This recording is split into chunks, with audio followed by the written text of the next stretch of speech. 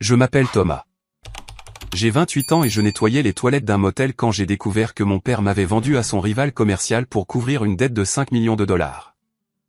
Avant de vous raconter comment je suis passé de tenir une brosse de toilette à détenir l'acte de propriété de son entreprise en moins d'une semaine, faites-moi une faveur, allez dans les commentaires et dites-moi d'où vous regardez. J'adore toujours voir jusqu'où ces histoires voyagent. Tout a commencé un mardi, le genre de mardi qui sent l'eau de javel industrielle et la moquette humide. Je travaillais au Willow Inn, un motel en bord de route qui avait connu des jours meilleurs dans les années 90. Je n'étais pas seulement le concierge. J'étais l'homme à tout faire, le jardinier, et parfois le réceptionniste quand Madame Higgins avait besoin d'une sieste. Ce n'était pas la carrière que j'avais prévue. J'ai obtenu mon diplôme en finance avec une moyenne de 4.0. J'avais un diplôme qui aurait dû me placer dans un bureau en hauteur à Chicago ou à New York. Mais dans ma ville, votre nom de famille compte plus que votre CV. Et mon nom de famille est Thornton. Ce nom signifiait quelque chose autrefois. Maintenant, pour moi, il ne signifiait que des portes fermées. Je sortais de la chambre 104, traînant mon chariot de fourniture, quand j'ai entendu le moteur. Ce n'était pas la toux crachotante des berlines habituelles qui s'arrêtait ici. C'était un rugissement. Un grognement mécanique profond qui vibrait dans la poitrine. J'ai regardé vers le parking. Une Ferrari SF90 rouge vif était en train de se garer. On aurait dit un vaisseau spatial atterrissant dans une flaque de boue. Le conducteur ne s'est pas soucié des lignes. Il s'est garé en diagonale sur 2 places, juste au-dessus du support où j'attachais mon vélo rouillé à 10 vitesses. Mon estomac s'est noué. Je connaissais cette voiture. La portière du conducteur s'est ouverte et Marcus, mon frère aîné, l'enfant prodige, en est sorti. Il portait un costume qui coûtait plus que mon salaire annuel, et il vérifiait son reflet dans le rétroviseur.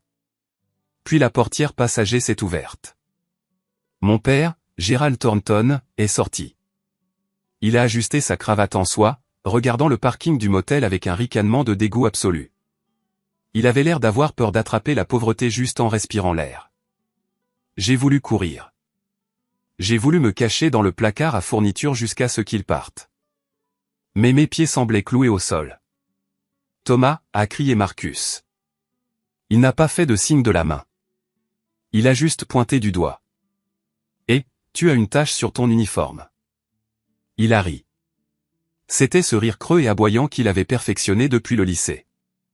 Mon père s'est approché, ses chaussures en cuir italien crissant sur le gravier. Il s'est arrêté à 1 mètre de moi. Il ne se rapprocherait pas. Regarde-toi, a dit mon père. Pas de salutation. Pas de « comment vas-tu » Juste du jugement. Un Thornton qui nettoie les sols. C'est embarrassant, Thomas.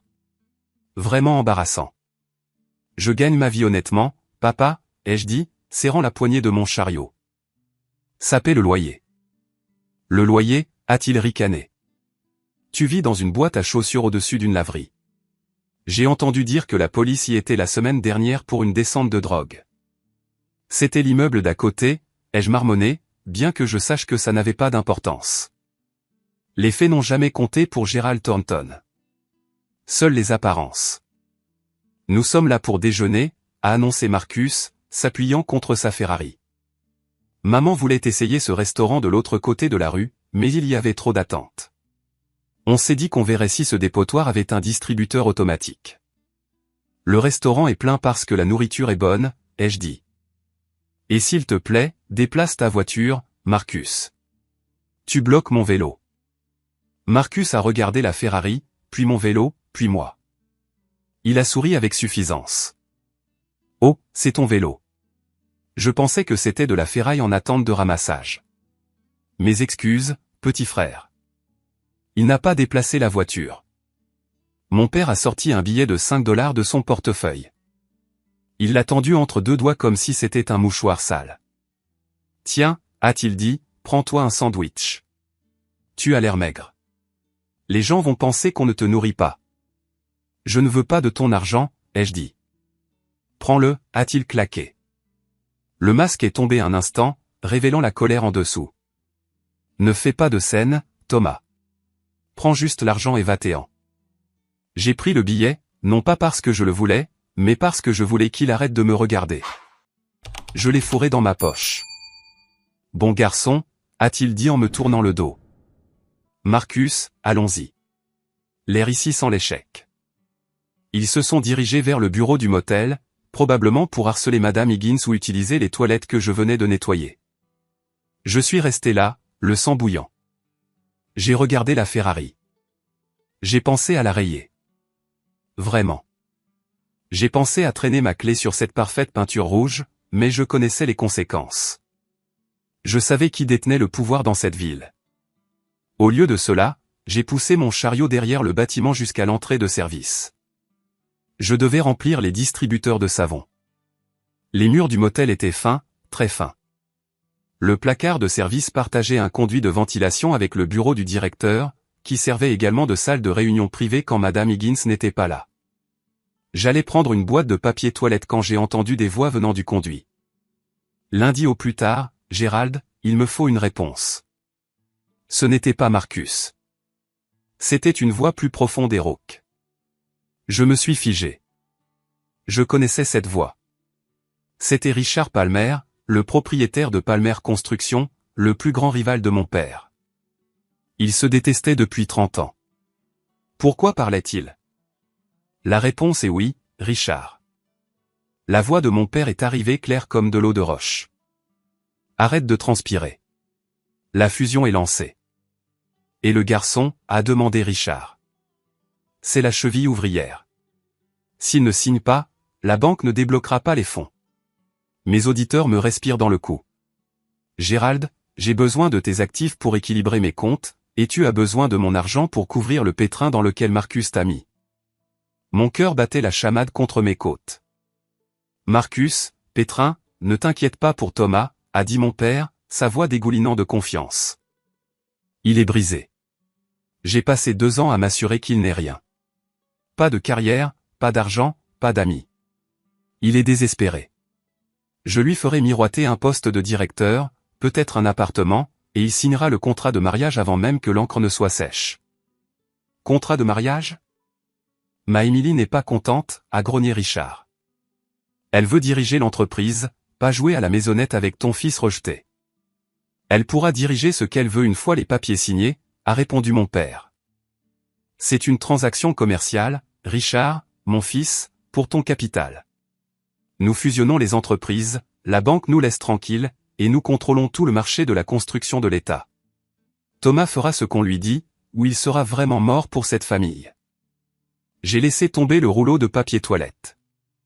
Il a heurté le sol avec un bruit sourd. Mais pour moi, cela a sonné comme un coup de feu. Il ne déjeunait pas seulement. Il me vendait. Mon père m'échangeait comme une voiture d'occasion pour combler un trou financier que Marcus avait creusé. Un mariage arrangé au XXIe siècle. C'était insensé. C'était illégal, mais c'était en train de se produire. J'ai entendu des chaises gratter. J'aurai le contrat prêt pour le gala de samedi, a dit Richard. Assure-toi qu'il vienne. Il sera là, a promis mon père. Il n'a nulle part où aller. Je me suis affaissé contre le mur du placard à fourniture. L'odeur d'eau de Javel était soudainement écrasante. J'ai eu la nausée. Mon père m'avait mis sur liste noire dans tous les cabinets comptables de l'État, m'avait forcé à la pauvreté, et maintenant il allait utiliser cette pauvreté pour me piéger dans un mariage sans amour pour sauver sa propre peau. J'ai attendu d'entendre le rugissement de la Ferrari s'éloigner. Je suis sorti dans le parking. Le billet de 5 $ était toujours dans ma poche. Je l'ai sorti et j'ai fixé le visage de Lincoln. Mon téléphone a vibré dans ma poche. Je l'ai sorti. C'était un SMS d'un numéro que je ne reconnaissais pas. Pas de nom, juste un indicatif régional local. J'ai ouvert le message. Je t'ai vu dans le parking. Ne fuis pas, retrouve-moi au parking du Majestic Theatre dans 10 minutes. Niveau 4. Porsche noir. Nous avons un ennemi commun. J'ai fixé l'écran. Un ennemi commun. J'ai regardé mon vélo rouillé. Puis j'ai regardé le motel. Le seau d'eau sale. La vie que mon père m'avait imposée. J'ai jeté le billet de 5 $ à la poubelle. J'ai déverrouillé mon vélo. Je ne savais pas qui attendait dans ce parking. Mais pour la première fois en 2 ans, j'ai ressenti autre chose que de la honte. J'ai ressenti de la curiosité. Et en dessous, une étincelle de rage. J'ai pédalé fort vers le centre-ville. Le vent me mordait le visage, mais je le sentais à peine. Mon esprit courait, retournant au moment où ma vie a déraillé. Ce n'était pas progressif. C'est arrivé en un seul après-midi, il y a 2 ans. J'avais 26 ans. Je venais d'obtenir mon diplôme. J'avais tout fait correctement. J'avais étudié pendant que Marcus faisait la fête. J'avais économisé pendant que Marcus dépensait. Je pensais que si je prouvais ma valeur, mon père me verrait enfin. L'incident qui m'a ruiné impliquait une somme d'argent qui, pour mon père, était moins qu'une note de restaurant. 1200 $. C'était mon dernier semestre. J'avais besoin de manuels coûteux pour mon cours d'audit avancé et d'un nouvel ordinateur portable parce que le mien avait finalement rendu l'âme. Mon père m'avait donné une carte de crédit pour les urgences. Je l'ai appelé. J'ai demandé la permission. Je me souviens de ces mots exacts, d'accord, Thomas. Prends juste ce dont tu as besoin et concentre-toi sur tes notes. J'ai acheté les livres. J'ai acheté un ordinateur portable reconditionné. Le total était exactement de 1214 $ et 50 cents. 56 cents. J'ai gardé les reçus. J'ai toujours gardé les reçus. 2 semaines plus tard, il m'a appelé à la maison. Il m'a fait asseoir dans son bureau lambrissé d'acajou. Marcus était là, ricanant dans un coin. Ma mère regardait le sol. « Tu as volé cette famille » a dit mon père calmement. J'étais confus.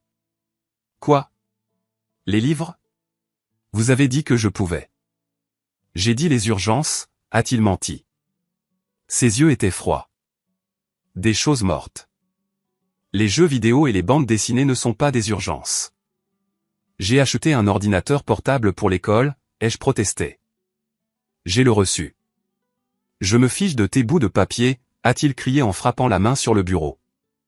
Tu es irresponsable. Tu es un voleur et tu vas apprendre une leçon. Il m'a coupé la parole. Il m'a mis à la porte. Mais ce n'était pas suffisant. Quand je postulais à des emplois, j'obtenais de bons entretiens. Puis, un jour plus tard, les emails de rejet arrivaient. Finalement, une responsable des RH sympathique d'un cabinet local m'a dit la vérité. Votre père a appelé, a-t-elle murmuré, regardant par-dessus son épaule. Il a dit aux associés que vous avez un problème de jeu et des antécédents de vol. Il a dit que vous embaucher serait un risque. Il m'avait mis sur liste noire. Il voulait que je revienne en rampant, mendiant une miette. Il voulait me briser pour pouvoir me modeler en un petit soldat docile comme Marcus, mais j'ai refusé. J'ai pris le poste au motel. J'ai vécu de nuits instantanées. J'ai gardé ma dignité, même si elle sentait la cire à parquet. Maintenant, alors que je montais la rampe en spirale du parking du Majestic Theatre, j'ai réalisé que son plan était beaucoup plus long que je ne le pensais. Il ne me donnait pas seulement une leçon. Il me préparait pour une vente. Le niveau 4 était vide à l'exception d'une Porsche 911 Carrera noire et élégante. Elle était garée dans l'ombre, face à la sortie. J'ai arrêté mon vélo à environ 6 mètres. Mon cœur battait la chamade. Était-ce un piège? Était-ce Marcus qui me jouait un autre tour tordu? La portière du conducteur s'est ouverte. Une femme est sortie. Elle était magnifique, mais pas d'une manière chaleureuse et invitante. Elle était tranchante. Ses cheveux noirs étaient coupés en un carré sévère. Elle portait un tailleur d'affaires qui ressemblait à une armure. Elle a enlevé ses lunettes de soleil et ses yeux étaient comme de la glace. C'était Emily Palmer. Je la connaissais des cercles sociaux quand j'y étais encore autorisé. Elle était la fille de Richard Palmer, la princesse de la construction. La rumeur disait qu'elle était plus intelligente que son père et 2 fois plus impitoyable. « Vous êtes en retard » a-t-elle dit. Sa voix était plate, professionnelle. « Je suis venu à vélo, Emily » ai-je dit en reprenant mon souffle. « Ce n'est pas exactement une Porsche. »« Posez ça et venez ici » a-t-elle ordonné. J'ai appuyé mon vélo contre un pilier en béton et je me suis approché d'elle. « C'est vous qui m'avez envoyé un texto ? Nous devons parler » a-t-elle dit. À propos du mariage. Elle savait donc. Bien sûr, elle savait. Je ne vous épouserai pas, ai-je dit immédiatement. Je les ai entendus parler. Je ne suis pas un bien à échanger contre un prêt. Émilie s'est appuyée contre le capot de sa voiture, croisant les bras. Si vous refusez, votre père vous ruinera complètement. Il vous fera expulser. Il plantera des preuves. Il vous fera arrêter. Je connais Gérald. Il n'accepte pas un non comme réponse. Et alors? Vous voulez que j'accepte, ai-je demandé, incrédule. Vous voulez m'épouser? Le concierge. Ne vous flattez pas, Thomas, a-t-elle dit, un petit sourire sans humour jouant sur ses lèvres. Je ne veux pas de mari. Je veux un poste de PDG. J'ai froncé les sourcils. Je ne comprends pas. Mon père est de la vieille école, a expliqué Émilie. Il pense que les femmes sont pour la décoration. Il va laisser l'entreprise à mon cousin Steve. Steve est un idiot. Si Steve prend la relève, Palmer Construction fait faillite en 2 ans. Elle s'est détachée de la voiture et a fait un pas vers moi. Mais si je vous épouse, a-t-elle continué, la fusion se produit. Et dans le contrat de fusion, il y a une clause sur laquelle mon père a insisté. Elle dit que l'héritier Thornton aura un siège au conseil d'administration. Il pense que cela signifie vous et il pense qu'il peut vous contrôler parce que vous êtes faible. Je ne suis pas faible, ai-je dit. Je sais, a-t-elle dit. C'est pourquoi je suis ici. Tout le monde pense que vous êtes un homme brisé qui nettoie les toilettes. Mais j'ai vérifié vos relevés de notes universitaires, Thomas. Summa cum laude. Premier de votre classe en comptabilité judiciaire. Vous n'êtes pas stupide. Vous êtes juste coincé. Elle a fouillé dans sa voiture et en a sorti un épais dossier. Elle me l'a jeté. Je l'ai attrapé. Qu'est-ce que c'est? Ça, a-t-elle dit, c'est la vérité sur la raison pour laquelle votre père est si désespéré. Ouvrez-le. J'ai ouvert le dossier. Il était plein de relevés bancaires, de grands livres photocopiés et de mets. J'ai parcouru les chiffres. Mes yeux se sont écarquillés. Mon Dieu, ai-je murmuré. 5 millions de dollars, a dit Émilie. C'est ce que votre frère Marcus a détourné de Thornton Construction au cours des 3 dernières années.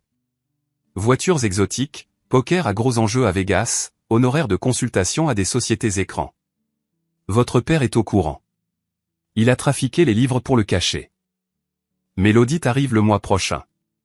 S'il n'obtient pas l'injection de capital de mon père d'ici lundi pour combler ce trou, il va en prison et Marcus va en prison. C'était pire que ce que je pensais. Mon père ne sauvait pas seulement l'entreprise. Il couvrait un crime. Pourquoi me montrez-vous ça, ai-je demandé. Parce que je veux conclure un marché, a dit Émilie. Ses yeux se sont fixés sur les miens. Intense et dangereux. Mon père est aussi corrompu. Évasion fiscale, corruption d'inspecteurs. Il utilise cette fusion pour blanchir son propre argent. Si nous nous marions, nous obtenons un accès légal en tant que membre du conseil d'administration et conjoint. Elle a fait un pas de plus. Je pouvais sentir son parfum. Cher, subtil, intimidant. J'ai besoin d'un comptable qui peut trouver les cadavres enterrés dans les grands livres, a-t-elle dit. Et vous avez besoin d'un moyen de sortir du caniveau. Nous nous marions. Nous jouons le couple heureux. Vous entrez. Vous trouvez les preuves pour faire tomber mon père. Je vous donnerai les preuves pour faire tomber le vôtre. Vous voulez détruire votre propre père, ai-je demandé. Je veux prendre ce qui m'appartient, a-t-elle corrigé. Il a bâti cette entreprise sur l'héritage de ma mère et l'a ensuite traité comme une ordure jusqu'à sa mort. Je le reprends. Et vous? Ne voulez-vous pas voir Gérald Thornton supplier? L'image de mon père me ricanant dans le parking m'est revenue à l'esprit. Le billet de 5 $. Les années à être traité de voleur. Je ne veux pas seulement qu'il supplie, ai-je dit, ma voix baissant d'un octave. Je veux qu'il admette qu'il avait tort. Alors nous avons un accord. Émilie a tendu la main. J'ai regardé sa main. Elle était manucurée. Parfaite. La mienne était rugueuse, calleuse à cause du travail manuel. Une condition, ai-je dit. Nous ne les exposons pas seulement. Nous prenons tout.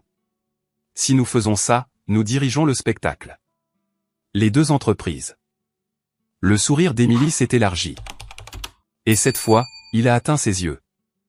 C'était un sourire de prédateur. Je savais que j'avais choisi le bon concierge, a-t-elle dit. Je lui ai serré la main. Sa poignée était de fer. Montez dans la voiture, a-t-elle dit. Nous avons beaucoup de travail à faire avant le gala.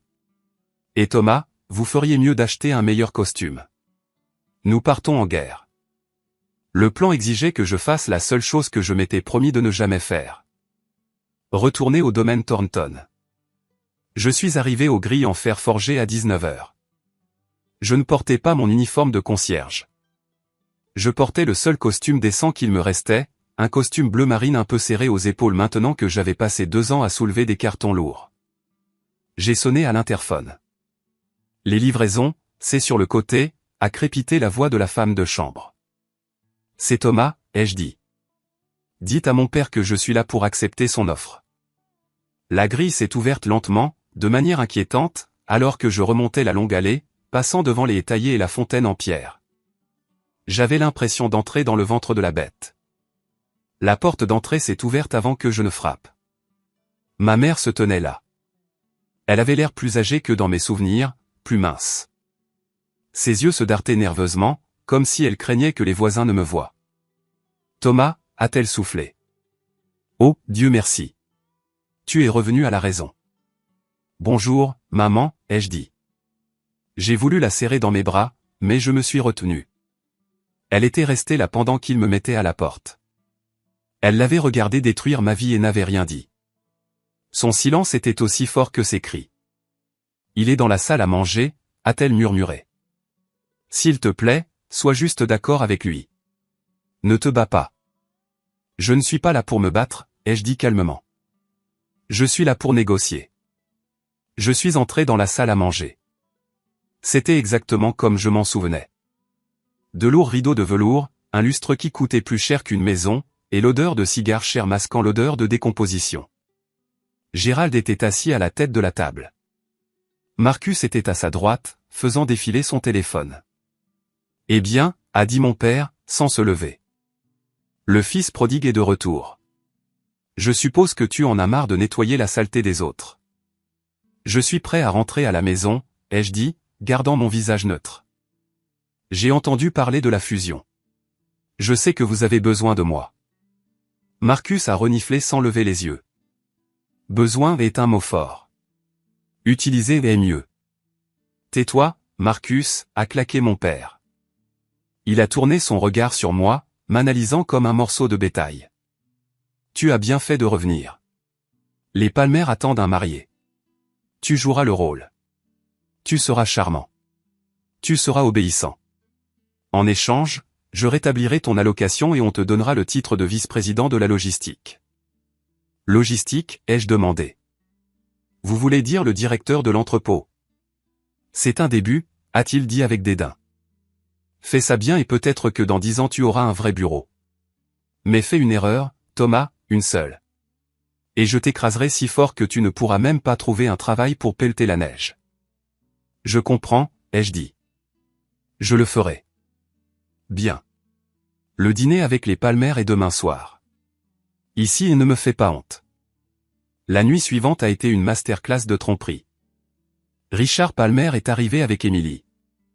Richard était un homme bulldog, petit, au cou épais, agressif. Emily avait l'air éthérée dans une robe argentée, jouant parfaitement le rôle de la fille timide et belle. Nous nous sommes assis en face l'un de l'autre.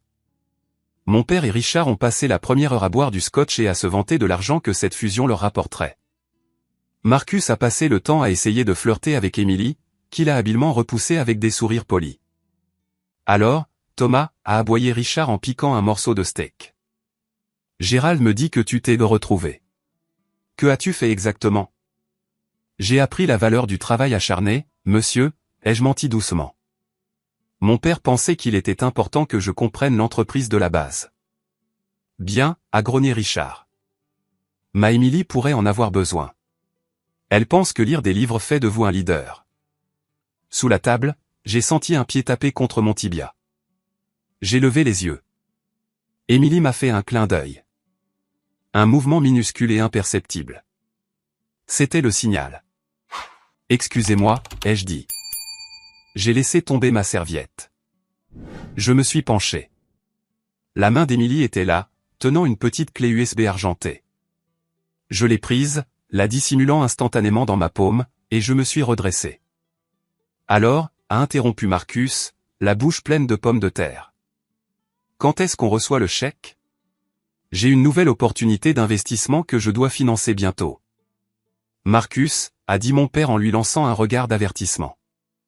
Lundi. Plus tard dans la nuit, de retour dans mon minuscule appartement, j'ai branché la clé USB sur mon vieil ordinateur portable cabossé. Ce que j'ai trouvé m'a glacé le sang. Ce n'était pas seulement du détournement de fonds. C'était une chaîne de Ponzi. Marcus n'avait pas seulement volé 5 millions. Il avait volé les fonds de pension des employés. Il avait vidé les comptes de retraite des contremaîtres, des grutiers, des gens qui construisaient réellement les bâtiments.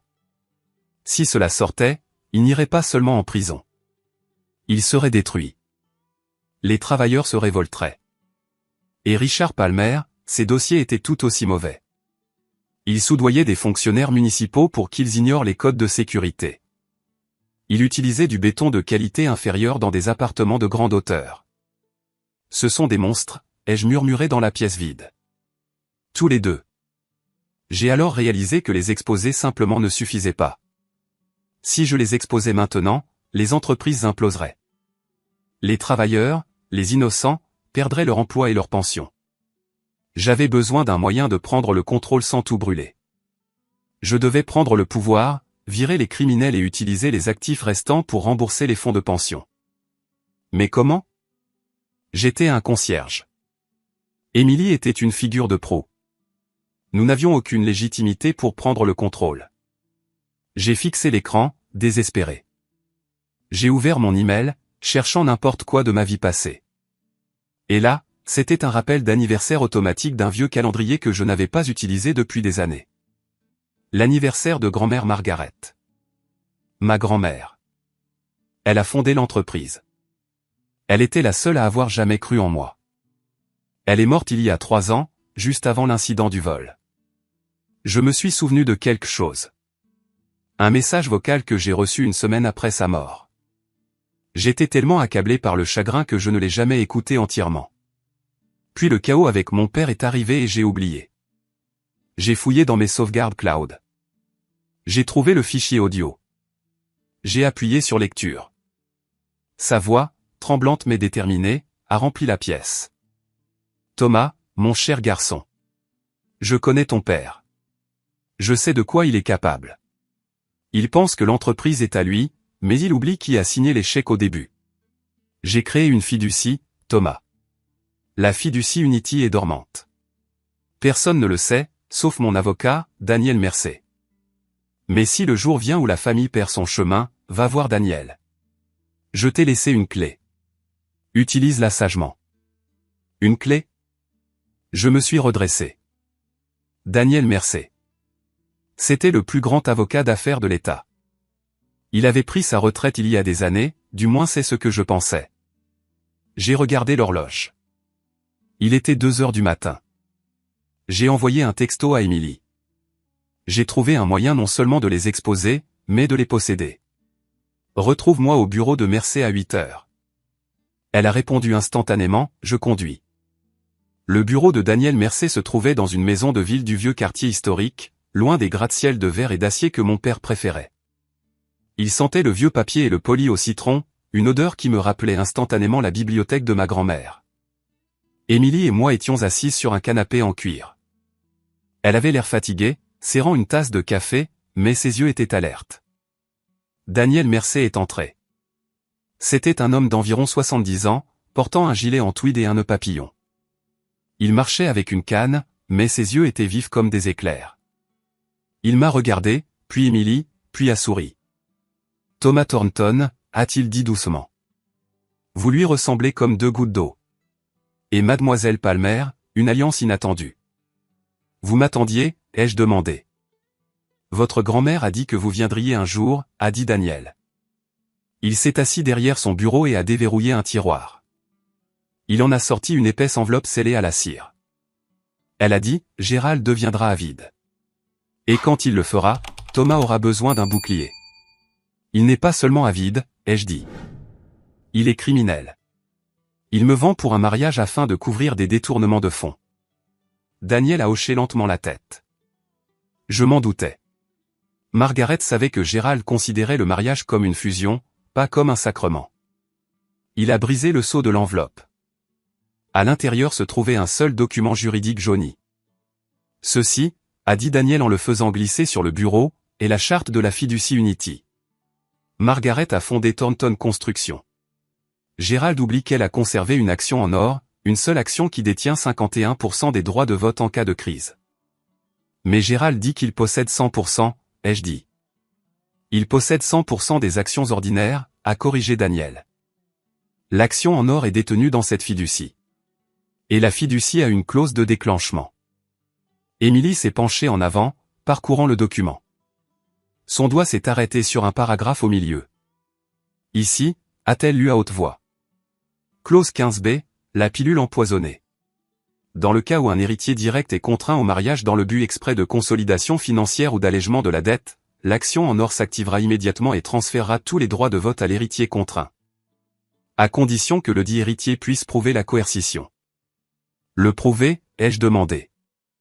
Comment? Le contrat de mariage, a réalisé Émilie. Elle m'a regardé, les yeux écarquillés. Le contrat de mariage qu'ils veulent nous faire signer. Il détaille la fusion. Il stipule explicitement que le mariage est la condition de l'injection de capital. Exactement, a dit Daniel en se penchant en arrière. Si vous signez leur contrat de mariage, vous créez la preuve légale de la coercition. C'est un paradoxe. En vous forçant à signer le document pour se sauver, ils vous tendent l'arme pour les détruire. Mais j'ai hésité. Si je le signe, je suis légalement marié. J'ai regardé Émilie.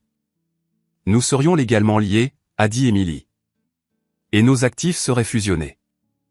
Mais elle a de nouveau regardé le document. Une fois que l'action en or s'active, Thomas contrôle Thornton Construction. Et comme je suis son épouse dans le cadre d'une fusion en communauté de biens, vous contrôleriez l'investissement de Palmer Construction, a terminé Daniel. Ensemble, vous seriez effectivement le conseil d'administration de l'entité combinée. C'était brillant. C'était le dernier échec et mat de grand-mère Margaret depuis sa tombe. Elle savait que Gérald essaierait d'utiliser un mariage pour de l'argent, alors elle a transformé le mariage en un piège. Il y a un hic, a averti Daniel. Son visage est devenu sérieux. Vous devez d'abord signer leurs documents, puis immédiatement, et je veux dire en quelques secondes, vous devez contresigner l'activation de la fiducie. Si vous signez leurs papiers et n'activez pas la fiducie à temps, ou s'ils détruisent le document de la fiducie, vous êtes simplement légalement marié et possédé par vos pairs. Nous devons le faire publiquement, ai-je dit, au gala, devant des témoins. Le gala, c'est demain soir, a dit Émilie. Mon père amène toute son équipe juridique. Et je serai là en tant que votre conseiller, a dit Daniel en se levant. Je ne suis pas allé à une fête depuis des années. Je pense qu'il est temps de rappeler à Gérald Thornton que la loi s'applique aussi à lui. Nous avons passé les 6 heures suivantes à élaborer une stratégie. Émilie a examiné les données financières de la clé USB, constituant un dossier pour le licenciement immédiat du conseil d'administration. J'ai travaillé avec Daniel sur la formulation exacte que nous utiliserions. Nous construisions une guillotine. En quittant le bureau, marchant sous le soleil éclatant de l'après-midi, Émilie m'a attrapé le bras. Thomas, a-t-elle dit. Sa voix était plus douce que je ne l'avais jamais entendue. Si ça marche, nous serons mariés pour de vrai, au moins pour un moment, jusqu'à ce que nous démêlions les entreprises. Je sais, ai-je dit. Je ne suis pas la personne la plus facile à vivre, a-t-elle admis. Je suis obsédé par le travail. Je suis cynique et je ne cuisine pas. J'ai ri. Je suis un concierge qui vit au-dessus d'une laverie. Je pense que c'est moi qui suis en train de faire un effort ici. Elle m'a regardé. M'a vraiment regardé. Vous n'êtes pas un concierge, Thomas. Vous êtes le gars qui est sur le point de faire tomber 2 tyrans pour sauver 1000 pensions. Je peux vivre avec ça. Un instant. Debout là, sur le trottoir, la fausse alliance semblait très réelle. Allons les chercher, ai-je dit. La salle de bal du domaine Thornton était parée pour tuer. Des lustres en cristal dégoulinaient du plafond comme des larmes gelées. Des serveurs en gants blancs circulaient avec des plateaux de caviar et de champagne. L'air était épais de l'odeur des lys et de l'argent ancien. C'était samedi soir, la nuit des fiançailles, la nuit de la fusion. Je me tenais devant un miroir en pied dans la suite des invités, ajustant ma cravate. C'était une nouvelle cravate, rouge de la couleur du pouvoir. Émilie me l'avait achetée. Mon père est entré sans frapper. Il était radieux. Il avait un verre de scotch dans une main et un cigare dans l'autre. Il ressemblait à un roi arpentant son royaume. « Tu es bien habillé » a-t-il dit. C'était la chose la plus proche d'un compliment qu'il m'ait jamais faite. « Tu as presque l'air d'un Thornton. »« Je suis un Thornton » ai-je dit, croisant son regard dans le miroir.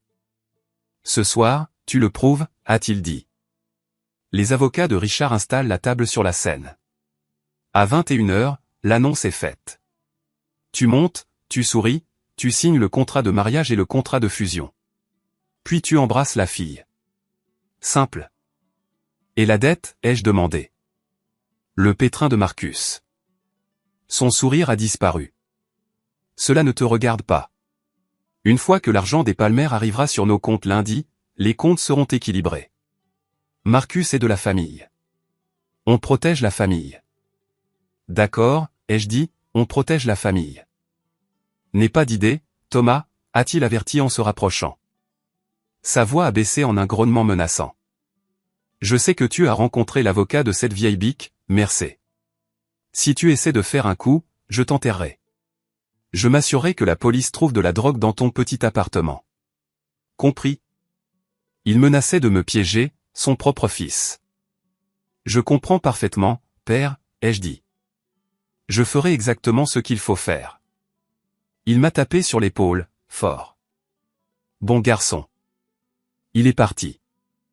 J'ai attendu 1 minute, puis j'ai vérifié la poche intérieure de ma veste. Le document de la Fiducie Unity était là, plié finement. Je l'ai tapoté. Mon cœur battait contre mes côtes comme un oiseau piégé. Je suis sorti sur le balcon. En bas, la fête battait son plein. J'ai vu Marcus près du bar, riant bruyamment avec un groupe de flagorneurs. Il était appuyé contre un pilier, l'air déjà ivre. Puis j'ai vu Émilie. Elle portait une robe d'un vert émeraude profond. Elle avait l'air dangereuse. Elle a croisé mon regard de l'autre côté de la pièce et a hoché la tête une fois. C'était l'heure. J'ai descendu le grand escalier. Les têtes se sont tournées. Des murmures ont parcouru la foule. C'est le fils cadet? Je pensais qu'il était fauché. Il a l'air confiant. Richard Palmer m'a intercepté en bas de l'escalier. Prêt, mon garçon, a-t-il grogné. Grande soirée. Oui, monsieur, ai-je dit, prêt à entrer dans l'histoire. C'est l'esprit, a-t-il ri. Souviens-toi juste de qui est vraiment aux commandes une fois que l'encre sera sèche. L'orchestre a cessé de jouer. Mon père est monté sur scène. Il a tapoté le microphone. Mesdames et messieurs, a-t-il tonné. Merci de vous joindre à nous. Ce soir n'est pas seulement une célébration de l'amour, mais de l'unité. Ce soir, Thornton Construction et Palmer Construction deviennent une seule famille. Applaudissements polis. Veuillez accueillir le couple heureux, a-t-il annoncé. Mon fils, Thomas, et la fille de Richard, Émilie. J'ai monté les marches. Émilie m'a rejoint à mi-chemin. Nous nous sommes tenus la main. Sa paume était légèrement moite. C'est l'heure du spectacle, a-t-elle murmuré.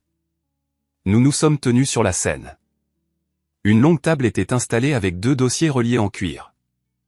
Une équipe d'avocats se tenait derrière. Avant de couper le gâteau, a annoncé Richard Palmer en s'avançant, nous avons quelques formalités ennuyeuses à finaliser pour l'union de nos grandes maisons.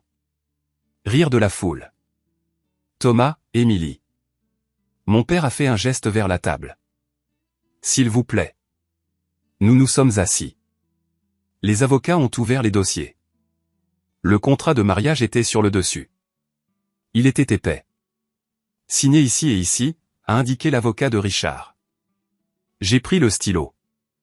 C'était un lourd main blank. J'ai regardé la foule. 200 des personnes les plus riches de l'État regardaient. Mon père rayonnait. Marcus me portait un toast avec un sourire suffisant. Y a-t-il un problème, a sifflé mon père, remarquant mon hésitation. Non, ai-je dit, je savoure juste le moment. J'aimerais que mon conseiller examine cela une dernière fois, ai-je dit fort dans le microphone. La pièce est devenue silencieuse. Mon père s'est figé. Conseiller. Il a ri nerveusement. Thomas, nous en avons déjà parlé. J'insiste, ai-je dit depuis le fond de la pièce. Une canne a tapé rythmiquement sur le sol en marbre. Tape, tape, tape. La foule s'est écartée. Daniel Mercé a traversé, ressemblant à un prophète de l'Ancien Testament dans un costume en tweed. Monsieur Mercé, a balbutié mon père. Je pensais que vous étiez à la retraite. La justice ne prend jamais sa retraite, Gérald, a dit Daniel. Il a monté les escaliers lentement. Il s'est tenu à côté de moi. Continuez, m'a dit Daniel. Signez le document. Mon père avait l'air confus. Il s'attendait à ce que Daniel s'oppose. Quand Daniel ne l'a pas fait, Gérald s'est détendu. Vous voyez, même Mercé sait que c'est une bonne affaire. Signez. J'ai regardé Émilie. Elle a hoché la tête. J'ai signé mon nom. Thomas Thornton. Émilie a signé le sien. Émilie Palmer. Au moment où l'encre a touché le papier, le piège s'est refermé. Fait, a crié Richard Palmer. Nous sommes fusionnés. Pas tout à fait. La voix de Daniel Mercé a coupé les applaudissements comme un couteau. Il a sorti le document jauni de la Fiducie Unity de sa mallette. Il l'a placé sur le contrat de mariage. En signant ce document, a annoncé Daniel, sa voix amplifiée par le microphone, vous venez de confirmer que ce mariage est une condition financière d'une fusion d'entreprise. Et alors, a claqué mon père. C'est les affaires. Selon la charte de la Fiducie Unity de Thornton, a lu Daniel, cela est défini comme de la coercition. Et en tant que tel, j'ai repris le stylo. J'ai signé le bas du document jaune. La clause 15B est activée, a terminé Daniel. L'action en or est maintenant active. Le silence dans la salle de bal était absolu. On pouvait entendre la glace fondre dans les seaux à champagne. Qu'est-ce que c'est que cette absurdité, a exigé mon père en marchant vers la table. Quelle action en or? Je possède cette entreprise. Vous possédez les actions ordinaires, Gérald, a dit Daniel calmement, le bloquant avec sa canne. Mais votre mère, Margaret, a conservé une participation de contrôle dans une fiducie dormante. En essayant de vendre votre fils pour couvrir vos dettes, vous venez de la déclencher. Daniel a pris le document jaune que je venais de signer et l'a brandi. À compter de maintenant, a déclaré Daniel, Thomas Thornton détient 51% des droits de vote de Thornton Construction. Il est maintenant le président du conseil d'administration. C'est un mensonge, a crié Marcus depuis le bar. Il a jeté son verre, le brisant. C'est un faux. Grand-mère était sénile. Il est notarié, déposé et irrévocable, a dit Daniel. Je me suis levé. J'ai pris le microphone du pied. J'ai regardé mon père. Il avait l'air plus petit maintenant. Le sang avait quitté son visage. Vous vouliez une fusion, papa, ai-je dit. Vous en avez une. Mais selon les lois sur la communauté de biens de l'État et le contrat qu'Émilie vient de signer. Je me suis tourné vers Émilie. Elle s'est levée, sortant une pile de papier de sa pochette. Les actifs de Palmer Construction sont maintenant gérés conjointement, a annoncé Émilie. Et en tant que nouvelle coprésidente, j'exerce mon droit d'auditer les comptes. Vous ne pouvez pas faire ça, a rugi Richard Palmer, son visage devenant violet. Espèce de petite sorcière ingrate. Oh, je peux, a dit Émilie. Et je l'ai fait. Elle a jeté les papiers sur la table. Ils se sont éparpillés sur le sol. Ce sont les vrais grands livres, a-t-elle dit à la foule. Richard Palmer a utilisé du béton de qualité inférieure dans les projets de Riverview. Il a soudoyé des inspecteurs de sécurité. Des halètements ont parcouru la pièce. Les gens ont commencé à sortir leur téléphone. Et Thornton Construction, ai-je dit, me tournant vers Marcus. Mon frère Marcus a détourné 5 millions de dollars du fonds de pension des employés pour payer ses voitures et sa dépendance au jeu. Menteur. Marcus s'est jeté sur moi. Il n'a pas réussi. Je n'ai même pas eu à bouger. Deux grands hommes en costume sombre, la sécurité privée qu'Emily avait engagée, sont sortis de derrière les rideaux et l'ont intercepté. Ils ont attrapé Marcus par les bras. « Lâchez-moi » a hurlé Marcus. « Savez-vous qui je suis ? » « Tu es un voleur, Marcus » ai-je dit dans le microphone. Un vrai, pas le genre qui achète des manuels scolaires. Le genre qui vole les retraites des vieillards. Mon père tremblait. Il a regardé Richard, puis Marcus, puis moi. Il a réalisé que les murs se refermaient.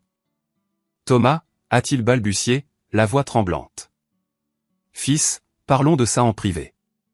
On peut arranger ça. On est une famille. » Famille ? J'ai ri. C'était un son sec et amer.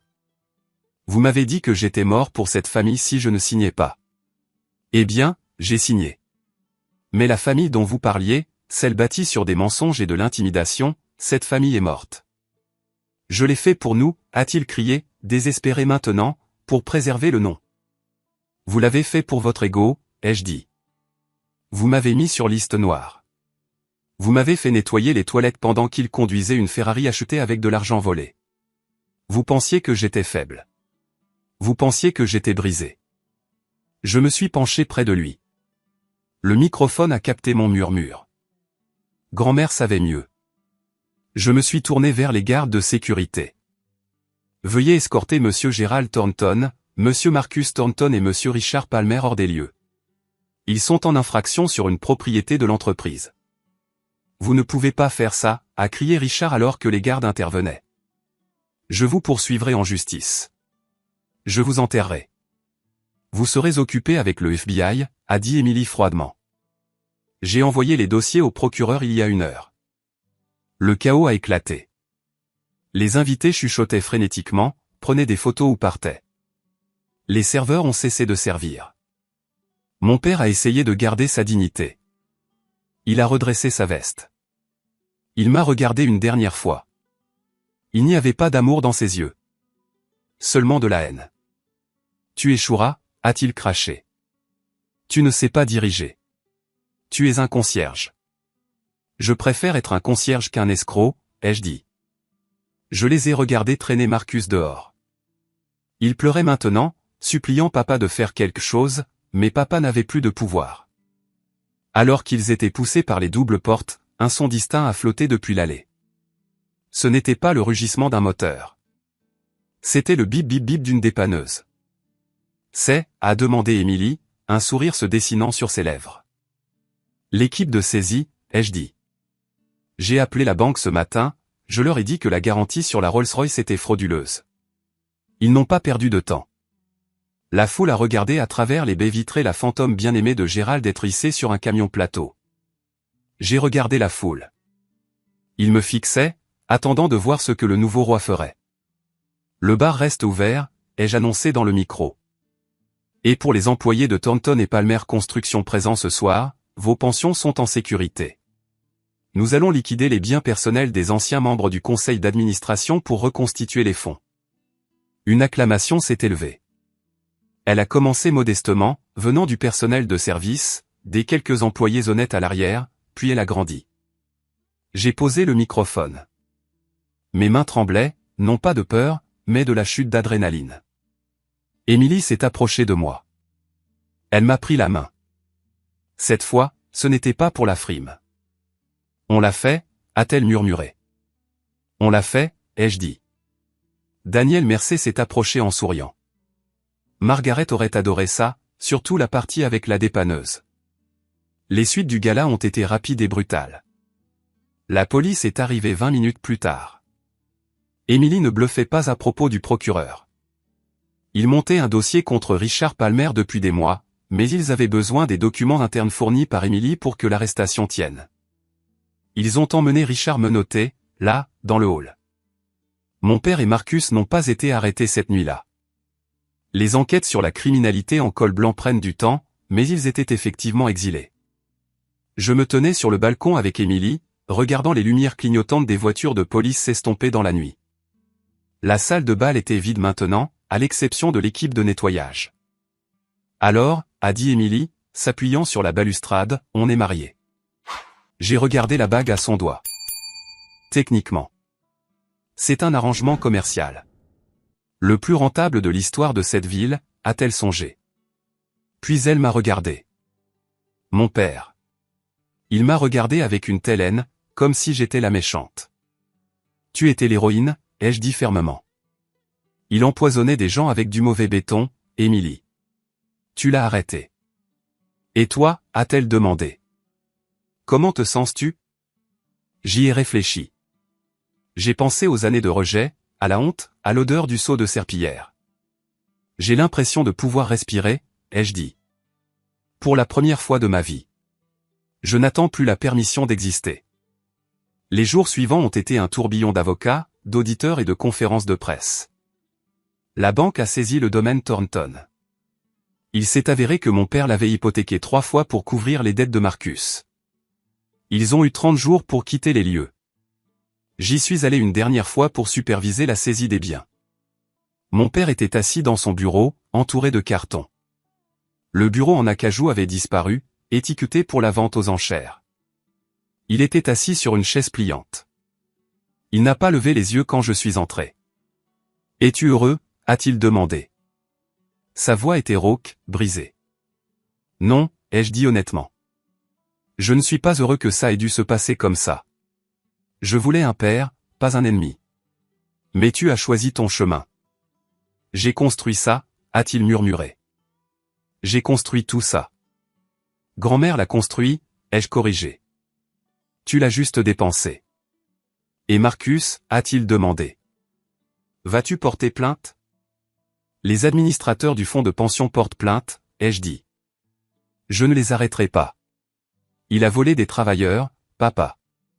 Il doit faire face aux conséquences. Il m'a finalement regardé. Ses yeux étaient rougis. Tu es froid, Thomas. Plus froid que je ne l'ai jamais été. Je suis juste un comptable, ai-je dit en me tournant pour partir. J'ai équilibré les comptes. Je suis sorti de cette maison et je n'ai jamais regardé en arrière. 6 mois plus tard, je suis entré dans mon bureau au dernier étage du nouvellement rebaptisé Margaret Holdings. La plaque sur la porte indiquait « Thomas Thornton, PDG ». À côté, relié par un mur de verre, se trouvait le bureau d'Emily Thornton, COO. Nous avions passé les 6 derniers mois à faire le ménage. Nous avons vendu les actifs de luxe, les jets, les maisons de vacances, la collection d'art. Nous avons réinvesti chaque centime dans l'entreprise pour la stabiliser et rembourser les fonds de pension. C'était un travail difficile. Nous travaillions 18 heures par jour, mais les ouvriers nous respectaient. Ils savaient que nous avions sauvé leur retraite. Ma relation avec Émilie avait évolué. Nous n'avons pas annulé le mariage. D'abord, c'était trop compliqué légalement. Ensuite, c'est parce que nous formions une sacrée équipe.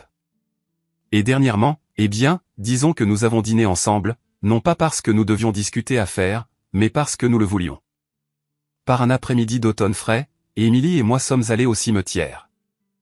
Nous n'étions pas dans une Rolls-Royce ou une Ferrari. Nous étions dans un SUV raisonnable. Nous avons gravi la colline jusqu'à la tombe de grand-mère Margaret. J'ai déposé un bouquet de roses jaunes, ses préférées, sur la pierre. On l'a fait, grand-mère, ai-je dit doucement. La porte est ouverte. J'ai sorti ma nouvelle carte de visite et je l'ai glissée dans la terre à la base de la pierre tombale. Émilie se tenait à côté de moi, sa main frôlant la mienne. Tu penses qu'elle savait, a demandé Émilie. Qu'on finirait ensemble. Elle savait que j'avais besoin d'un partenaire, ai-je dit. Elle savait que je ne pouvais pas le faire seul. C'était une femme sage, a dit Émilie. Mon téléphone a vibré. C'était un SMS de Madame Higgins du Willow Inn. J'avais acheté le motel il y a 3 mois. J'ai promu Madame Higgins directrice générale, lui ai donné une augmentation et j'ai rénové l'endroit. C'était ma façon de me souvenir d'où je venais. Complet ce week-end, patron, disait le SMS. J'ai souri. J'ai regardé Émilie. Prête à retourner au travail? Toujours, a-t-elle dit. Alors, et les papiers, ai-je demandé, faisant référence aux papiers du divorce que nous avions rédigés mais jamais signés. Devrions-nous les déposer? Émilie m'a regardé, une lueur espiègle dans les yeux. Le même regard qu'elle avait quand elle m'a fait un clin d'œil à ce dîner. Les bons partenaires sont difficiles à trouver, a-t-elle dit. Gardons-les dans le tiroir pour l'instant. Voyons jusqu'où nous pouvons aller. J'ai pris sa main. Marché conclu. Nous avons redescendu la colline, laissant les fantômes du passé derrière nous. Mon père et Marcus attendent actuellement leur procès. Ils vivent dans un petit appartement de location en périphérie de la ville. Je leur envoie un chèque tous les mois, assez pour le loyer et les courses, mais pas assez pour le scotch ou les cigares. C'est exactement le montant que mon père me payait quand je nettoyais ses toilettes. Je trouve ça poétique. J'ai beaucoup appris au cours de la dernière année. J'ai appris que le sang ne fait pas la famille. La loyauté, si. J'ai appris que votre valeur n'est pas définie par votre titre de poste, mais par votre intégrité. Et plus important encore, j'ai appris que parfois, quand la vie vous ferme toutes les portes au nez, vous devez construire la vôtre. Ou si vous avez de la chance, vous avez une grand-mère qui vous a laissé une clé. Merci d'avoir écouté mon histoire. Ça n'a pas été facile de revivre ça, mais j'espère que ça vous a touché d'une manière ou d'une autre. Peut-être que vous avez affaire à une famille toxique ou à un patron qui ne voit pas votre valeur. J'espère que cela prouve que les choses peuvent changer. Avez-vous déjà dû vous opposer à quelqu'un que vous aimiez pour faire ce qui était juste? J'adorerais entendre votre histoire. Veuillez la partager dans les commentaires ci-dessous. Et si vous avez aimé, veuillez cliquer sur le bouton j'aime et vous abonner pour ne pas manquer la prochaine vidéo. Prenez soin de vous. Vous méritez d'être libre. ¿La tuya? Mucha dulzura para mí, Javi, ayúdame. Ah, tú te metiste en ese rollo. No mames. Ok, Rosy, por favor, para la próxima Tú colócale querías bozal arteria. porque ella más de una vez me ha mordido, ¿ok? Y tú, Ey, como la nueva ey, dueña, te vas a ¿viste? encargar de mis medicamentos porque me dio rabia tu perro que me mordió. Sí. Eso. Y tienes que limpiarle todo lo que hace fuera. Sí, siempre son los más Guau, chiquitos los que o sea, son el todos negro no tiene- agresivos. Oye, el negro también puede ser de pureza, ¿eh? O sea, no es Sí, por sí, nada. sí, What the tiene fuck? orejitas también como de negro, o El sea, negro es el color pero de la es pura, ausencia de miren, luz. véanla, ¿ves? Mira, A ver, Rosy, ahora queremos saber el Profesor. chisme. Tú vas a contar un chisme, Rosy. Siéntate. Oh. ¿Te acuerdas ¿Yo? la vez que Chisme. Tonch te llevó en un barquito? Ah, sí, Oh. cierto. ¡Oh! ¿Cómo? ¿Cómo? Siéntate. Pero espérate. ¿Qué pasó? Yo Se está lo llegando re conozco bueno. desde hace mucho y somos muy buenos amigos. Oh. Y como Oh, una amigo. amiga que Ay, soy, muy buenos, ni siquiera amigos, muy buenos. y me las he Ajá. guardado. ¡Hizo cosas! Ajá. Tengo que guardarme esto. No, Rosy, porque esas cosas me implican a mí. Oh. Pero es que Uy. ya sabes. No tengo por qué contarlo porque Pues Eso no peor. es mi historia. Yo no sé, así que Pero cuéntalo. es que yo no sé su Yo versión. Oigan, es muy feo que No cuente. creo Ella, que quieras ella que lo cuente. están obligando a ella porque es a muy contar un personal. chisme. O sea, para mi Cuéntalo, opinión, cuéntalo. que cuente el chisme. No, Yo te sincero, que no. cuente el chisme. es Mira, está mejor personal, esta no Cira. puedo. A Es que no hay resumen, luz, resumen, ponlas porfa. Mira, resumen, no nos Rosy, cuentes más bien escúchame. qué pasó. Es personal, ¿no? Ok, mira. Yo me llamo Sí. Víctor, el Cas, el Dino. Somos tus mejores amigos de ahora adelante. Listo. Confianza social. Listo. Mecha también es de confianza. Exactamente. Ah, listo. Yo también. Listo, Ya, ve listo, también. estamos todos en Listo, Ya, confianza. estamos todos en confianza, ya. Cuenta, Sí, por favor. sabe, bueno, Uy, perdón. sabe, sí, sabe. Un resumen Ah, de perdón, lo que perdón, pasó. perdón, Es que no, perdón. ay, es que Perdón. no, sin decir nombre, puedo contarlo como una historia, ¿no? Ah, claro, Claro. Sí, claro. cámbiale los nombres, cámbiale Sí. los Sí. nombres. Personaje Parece como la Juanito, historia Juanito. Siéntense todos, no la abrumen, siéntense. O sea, ¿cómo se llama? sí, es una historia de Rosa. La historia de Romeo y Cállense. Julieta. De Rosa. Ok, Ajá. cuéntala. Sí, parece a la de Romeo y Julieta. Ándale, a ver. Ahí se llama amiga. Dale. Ajá, resulta que Romeo. Julieta estaba un poco indecisa por el amor de Romeo. Oh. Pregunta, Julieta, Ajá. ¿tiene el cabello? Romeo, Perdón. sí la amaba, en serio que sí la quería. Uy, Ve Y que no siéntate. sabe si aún también, porque siente algo todavía. Pero Julieta está muy indecisa y pues de tanta indecisión, Romeo se tuvo que alejar por el dolor de su corazón. Y Oh, pues Romeo ahora tiene algo, tiene a alguien en su corazón. Pero nomás apareció Julieta y valió queso y no sabe, Mierda. pero no puede dejar a la que tiene ahorita. Y fin. A la verga, yo me voy. Marica. En pocas palabras, Julieta es...